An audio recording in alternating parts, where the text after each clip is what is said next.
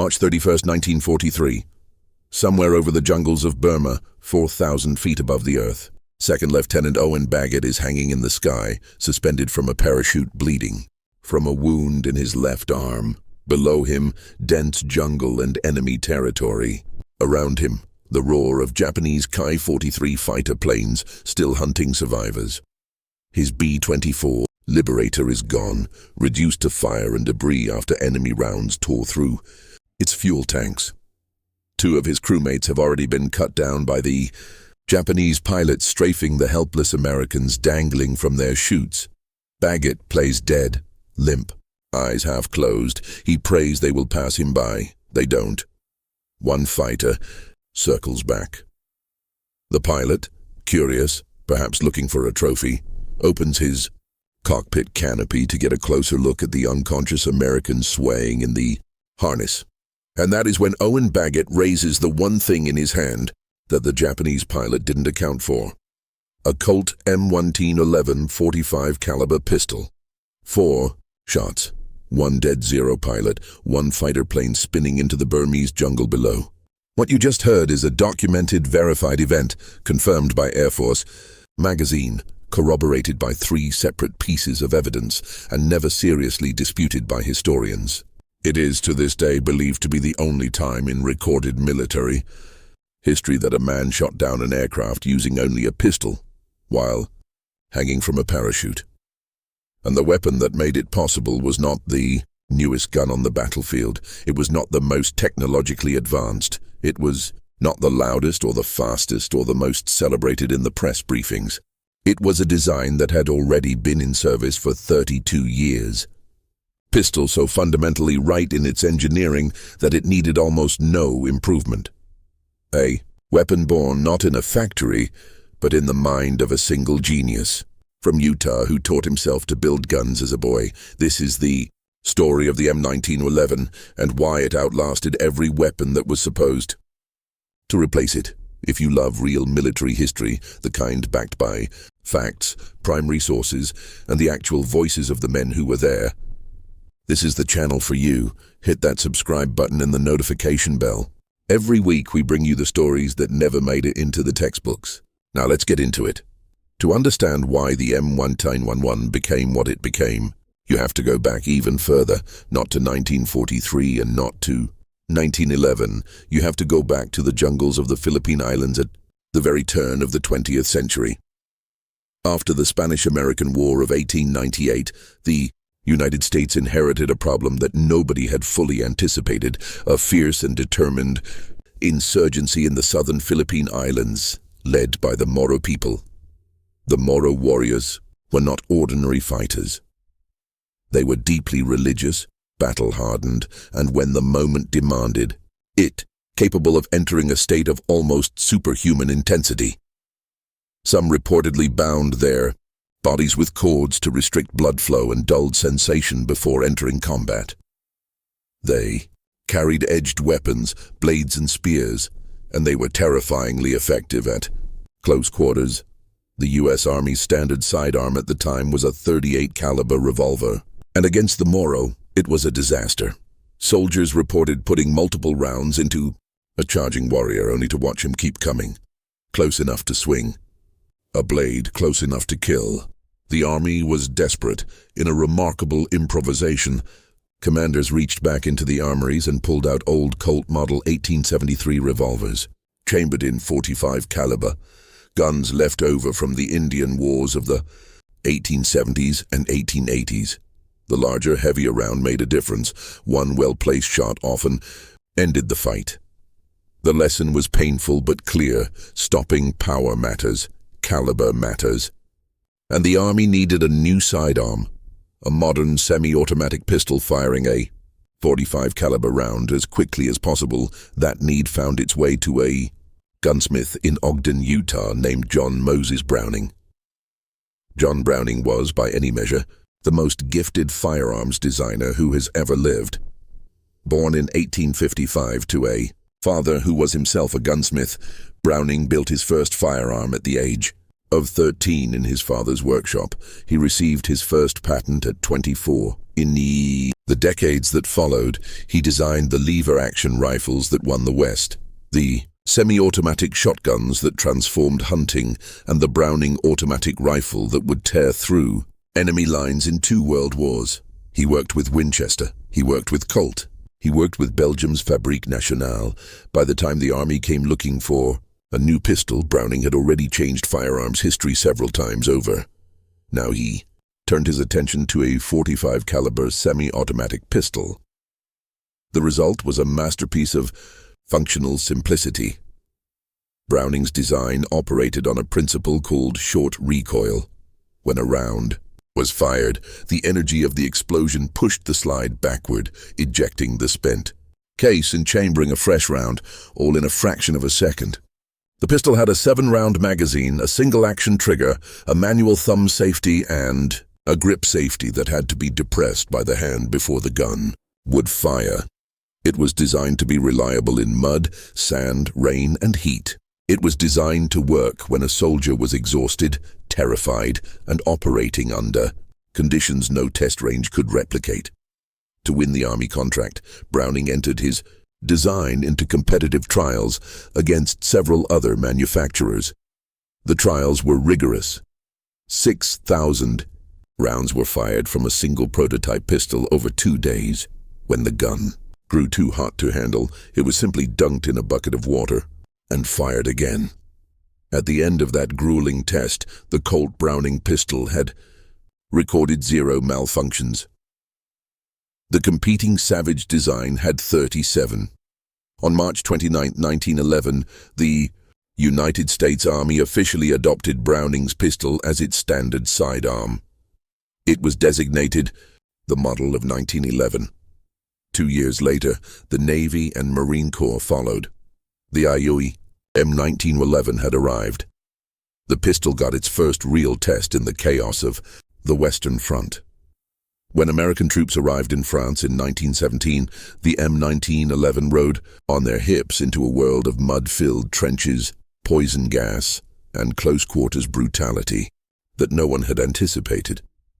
In the horrifying intimacy of trench raids, where men fought with bayonets, clubs, and whatever was at hand, the .45 automatic proved its worth over and over again. The stories from that war are remarkable.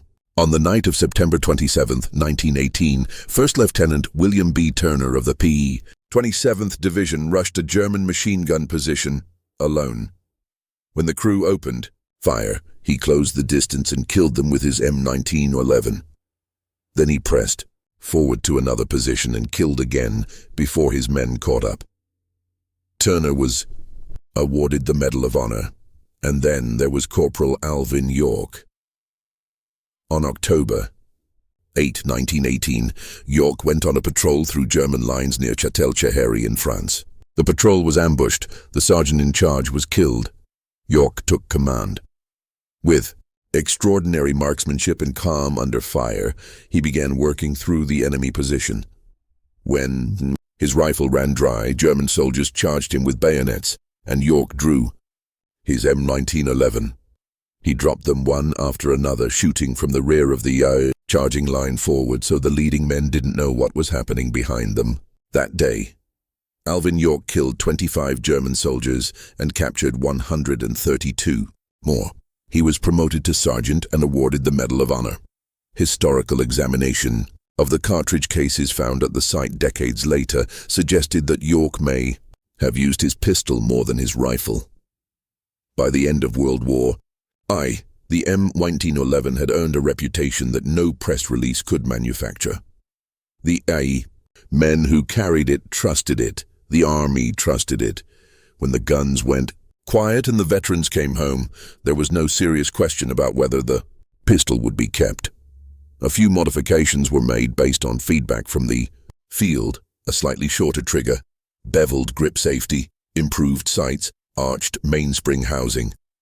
In 1924, the refined version was formally designated the M1911.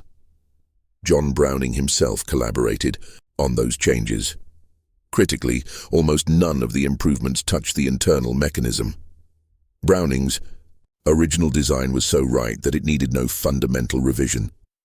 John Moses Browning, died in 1926, working at his bench in Liège, Belgium on another design. He was 71 years old. He held 128 patents. In the decades after his death, his pistol would go on to serve in the greatest war the world had ever seen. When the United States entered World War II in December of 1941, the M1911A1 became the standard sidearm of every American GI, from the beaches of Normandy to the coral islands of the Pacific, from the frozen mountains of Italy to the jungles of Burma. The demand was staggering. Colt could not produce enough pistols on its own. The government turned to other manufacturers, Remington Rand, Ithaca Gun Company, Union Switch and Signal, and, in one of the great footnotes of American industrial history, the Singer Sewing Machine Company. Singer produced approximately 500 M1911A1 pistols before the contract was cancelled, and the factory was redirected to bomb sight components. Today, a Singer-produced M1911A1 is among the most valuable collectibles in the world of military firearms. By the end of the war, more than 2.7 million M1911A1 pistols had been produced. The pistol went everywhere American soldiers went. To the hedgerows of Normandy, where officers and NCOs relied on it when their hands were too full of other equipment to carry a rifle. To the Pacific, where the dense jungle and sudden close contact made a powerful sidearm not a luxury but a necessity. To the frozen mountains of Italy and the burning sands of North Africa.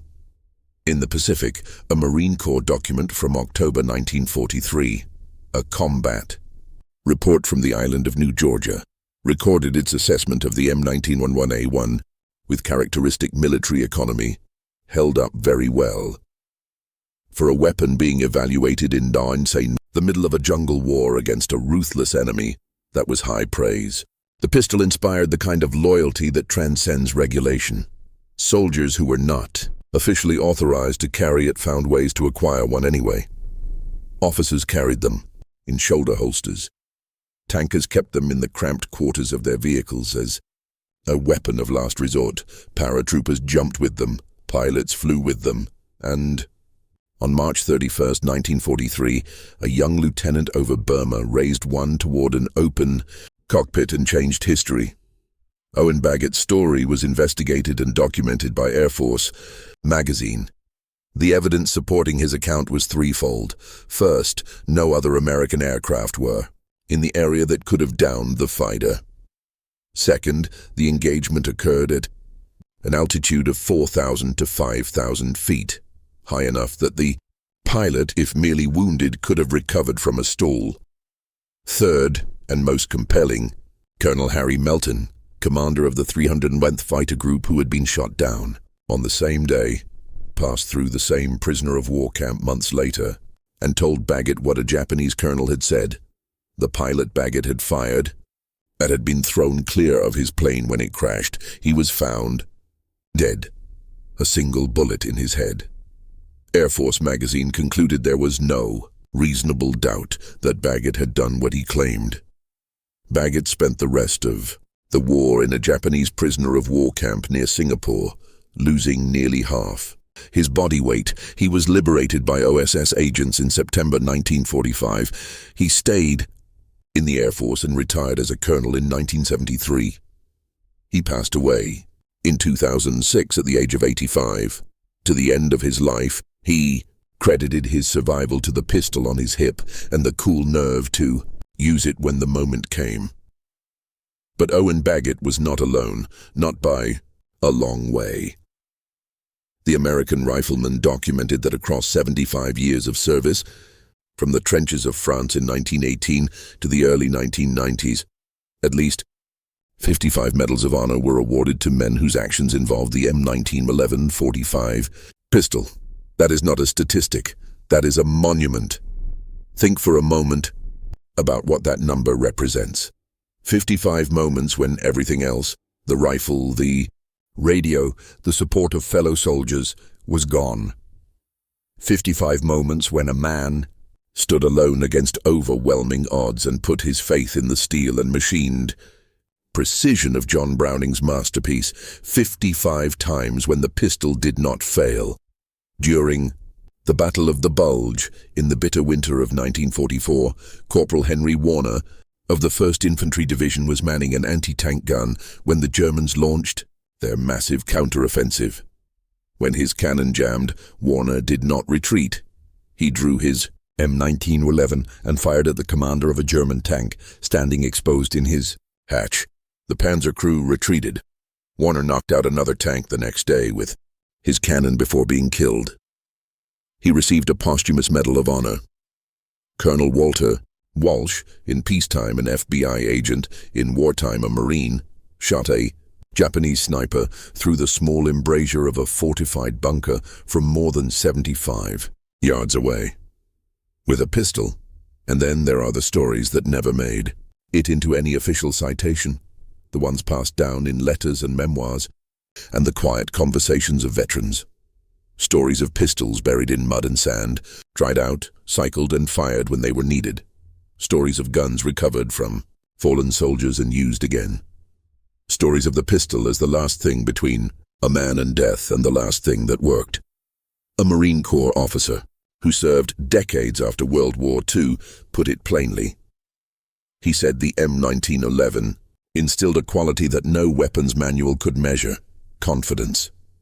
When you drew that pistol, you knew what you had. You knew what it would do. You had absolute faith in it.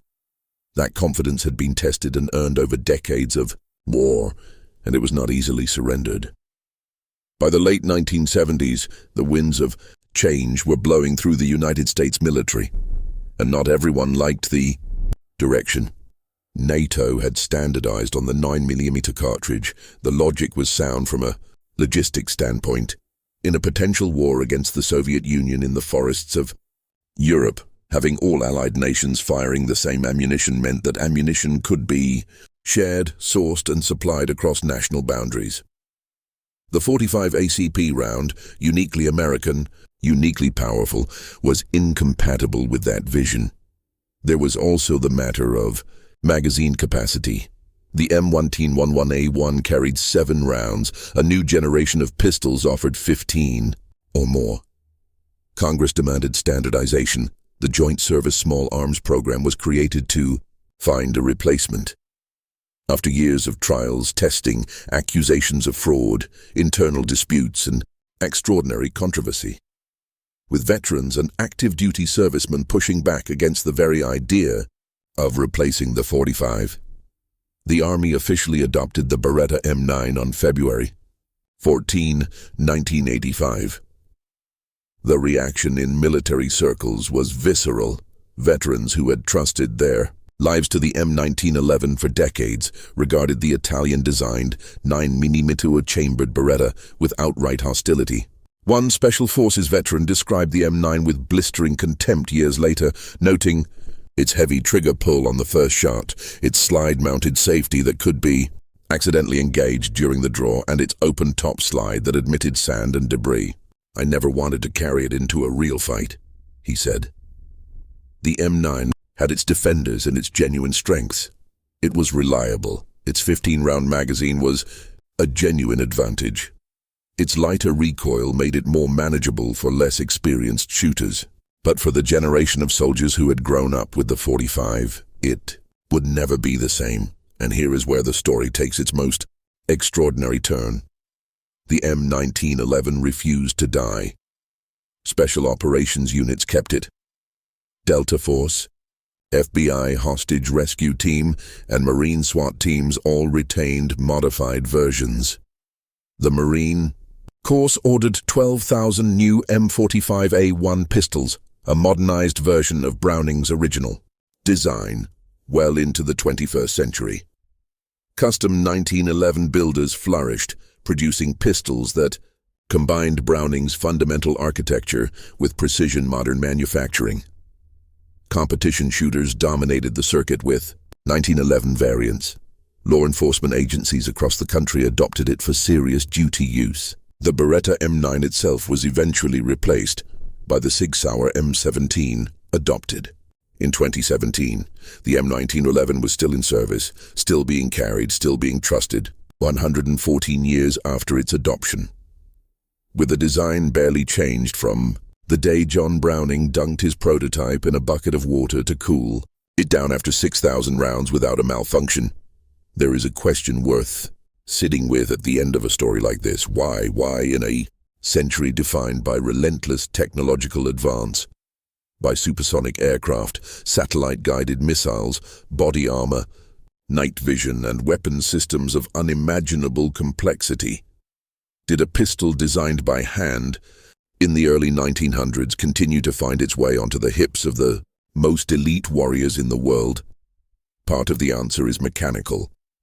The M1911 is, in the purest engineering sense, a near-perfect design. Its short recoil system, Browning's great innovation, is the basis of virtually every semi-automatic pistol made today. Its tolerances are close enough for accuracy, but generous enough for reliability. It can be field-stripped without tools. It has no internal parts that are not necessary. Every component does exactly one job, and it does it without ornament or redundancy. Part of the answer is caliber. The 45 ACP round, that large, heavy, subsonic projectile traveling at 850 feet per second, delivers a type of immediate, decisive, stopping power that smaller rounds struggle to match. In the seconds between drawing a pistol and the resolution of a deadly confrontation, those fractions of an inch and those grains of powder matter more than any specification sheet can convey. But there is a third answer, and it is the most human one.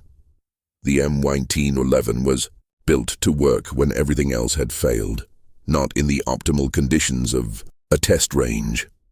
Not for the average soldier under normal circumstances. It was built for the moment when the rifle was empty, the radio was silent, the support was gone, and you were alone against whatever was coming for you. It was built for Owen Baggett hanging in the sky over Burma. It was built for Alvin York in the chaos of a French hillside. It was built for every man who ever drew it in the last second of a fight and pulled the trigger and felt it respond. John Browning never served in uniform, but he understood something profound about what men need when their lives are on the line. They need a tool that is simple. They need a tool that is powerful. And they need absolute certainty, bone-deep, unshakable certainty, that when they squeeze the trigger, the gun will fire. The M1911 gave them that certainty for over 100 years. The Army Historical Foundation put it simply and precisely. A countless number of men owe their lives to Browning's invention. John Moses Browning died at his workbench in 1926. He never knew that his pistol would outlast the Second World War, the Korean War, Vietnam, the Gulf War, the wars in Iraq and Afghanistan. He never knew that elite military units would still choose his design over every that came after it. He just knew how to build something right. Owen Baggett came home from a Japanese prisoner of war camp weighing 90 pounds. He rebuilt his life, stayed in the Air Force, worked on Wall Street. He never made much of what he had done. In interviews late in life, he was quiet about it, modest in the way that generation was modest about the extraordinary things they had survived. But in the Pacific sky on March 31st, 1943, a young man from Graham, Texas, made a decision that defied all logic and all odds. He raised a 74-year-old design, at that point 32 years in service, against a fighter aircraft traveling at speed, and he trusted it completely. The gun did not hesitate. The gun never did. 55 Medals of Honor. 2 World Wars. Korea, Vietnam, the sands of the Gulf and the mountains of Afghanistan. 114 years in American hands. Some weapons are tools. Some weapons are legends. The M1911 is the only one that managed to be both. If this story moved you, if you believe the men who carried this pistol deserve to be remembered, then do one thing right now. Subscribe to this channel and hit that bell. Every week we tell the stories that history almost forgot. Like this video, if it earned your time, share it with someone who loves real military history. The men who carried the M1911 gave everything. The least we can do is remember.